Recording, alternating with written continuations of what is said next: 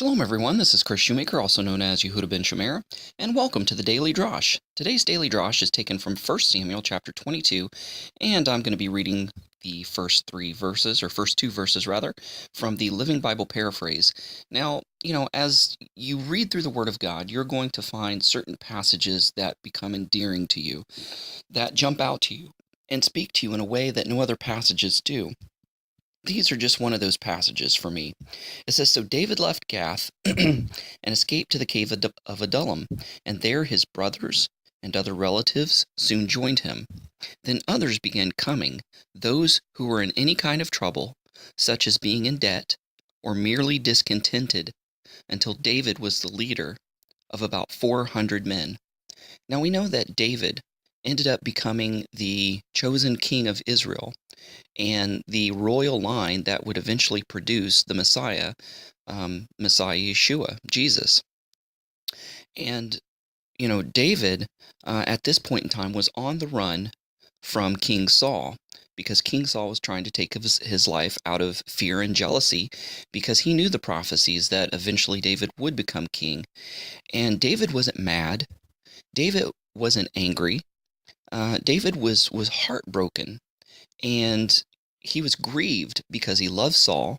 He loved Saul's family. Him and Jonathan were best friends. So he didn't hold this against Saul in a negative or bad way. But, he just righteously endured this trial and tribulation that came upon him.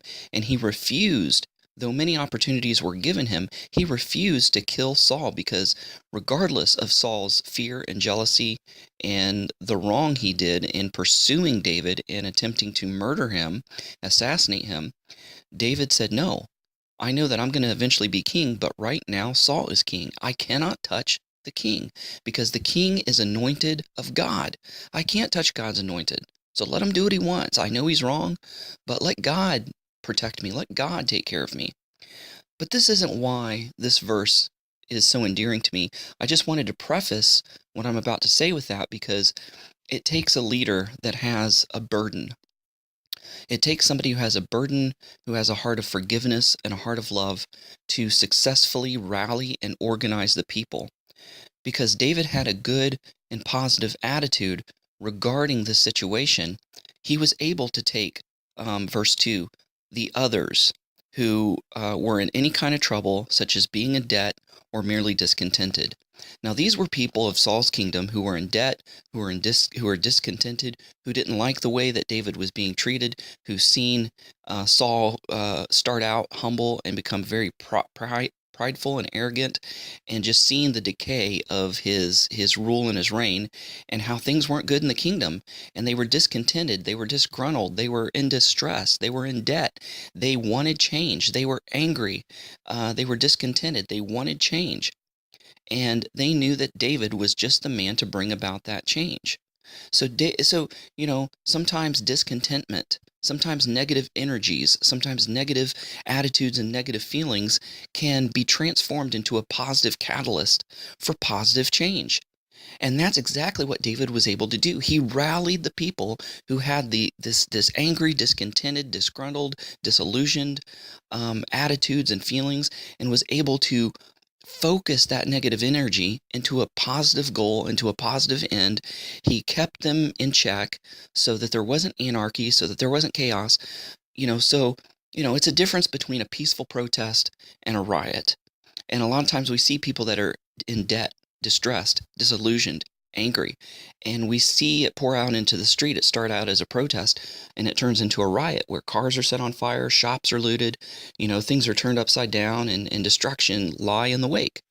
But when you take that negative energy and that angry energy and focus it and hone it to a positive end through a positive source, like David, then it becomes a peaceful protest, and it becomes a force for good, a force for change. Those negative energies start turning into a catalyst for positive change, and it gives you the strength and the stamina and the energy to go on and to see that change without any harm being brought to other people.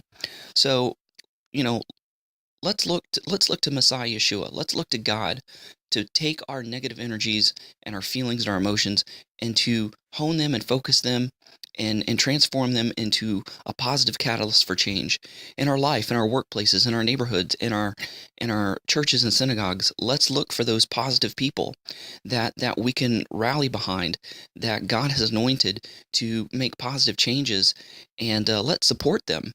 And let's bow to their leadership and to the call that God has placed on their life and be a help to them. Not everybody's called to be a David. Sometimes we're called to be a follower. Sometimes we're just called to be a help to those that are called to be leaders. And it seems like today, through social media and everybody wants the limelight, everybody wants the spotlight, everybody wants to be the leader. Everybody in the kitchen can't be a cook. You got to be a sous chef. You got to be, you got to have somebody that chops the potatoes, peels the potatoes, and chops the onions, right? And so sometimes we're just called to help. So rally behind those who are clearly called by God to be leaders and help them, because that's going to be part of their success as a leader, is you fulfilling your godly role as being a help. Anyways, thanks for listening. Shalom, Shavua Tov. Go out there and have a great day.